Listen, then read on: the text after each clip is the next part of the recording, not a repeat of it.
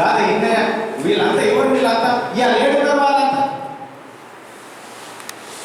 ఒకే అంశం కోసం బట్రాన్ చెన్నయ్య గారు అమ్ముడు పోతే ఎప్పుడో కొనుక్కుంటుండే ఏది పెద్ద పార్టీలో, ఎందుకంటే ఆయన ఉన్న అనుభవం ఆయనకున్న రాజనీతి అదంతా అలా అవసరం వస్తుంది. కానీ అమ్ముడు పోలే.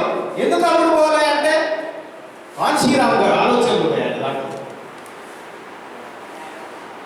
ఫస్ట్ మనం అంబేద్కర్ ఎవరు, జ్యోతిరావు పూలే ఎవరు, వాళ్ళు ఏం చెప్పారు, మనం ఏం చేయాలి, ఫస్ట్ అది నేర్చుకుంటే మనము ఏడున్నామో మనకు తెలిసిపోతుంది. ఫస్ట్ మనం అది అంబేద్కర్ కానీ జ్యోతిరావు పూలే కానీ కాన్షీరామ్ కానీ ఇటువంటి మేధావి ఉన్నత వర్గాలను ఒక్కసారి చదవాలి. మనం చదివితే తప్ప మనకు బతుకు లేదు.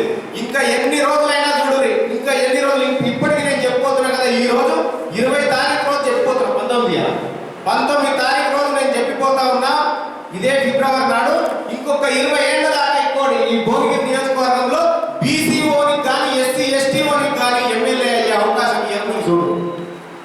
ఎందుకు ఇయ్యారంటే మనమే విడిపోతాం కదా. శేఖర్ రెడ్డి మనడు కాదని మనమే వేసుకొని పోతామే, ఉమామాధవరెడ్డి మామినాన్ని వేసుకొని పోతామే. మన వాళ్ళ బలమంతా మనమేనే ఆయన, వాళ్ళ బలమంతా మనమే. మన బలం మన కోసం ఒక్కసారి వాడుకోండి.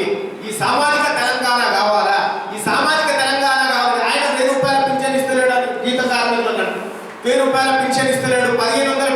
ఆయన కూడా నువ్వు రాజ్యాధికారానికి వచ్చి నువ్వు తీసుకోరాదు నీ వాట ఏదో నువ్వు తీసుకోరాదు.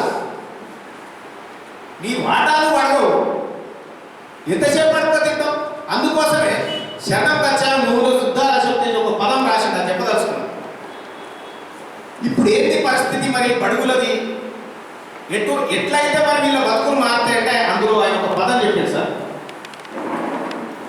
ఒకే ఒక్క పరిష్కార మార్గం ఉన్నది, బడుగు జాతి కనుల ముందర తరతరాల పీడితులు ఒక తాటన నిలిచి అఖండ భరత జాతి రాజ్యదండం అందుకోమని చెప్తాడు. అది తప్ప నీకు ఇంకొక మార్గమే లేదు, నువ్వు బతకనీకి ఛాన్సే లేదు.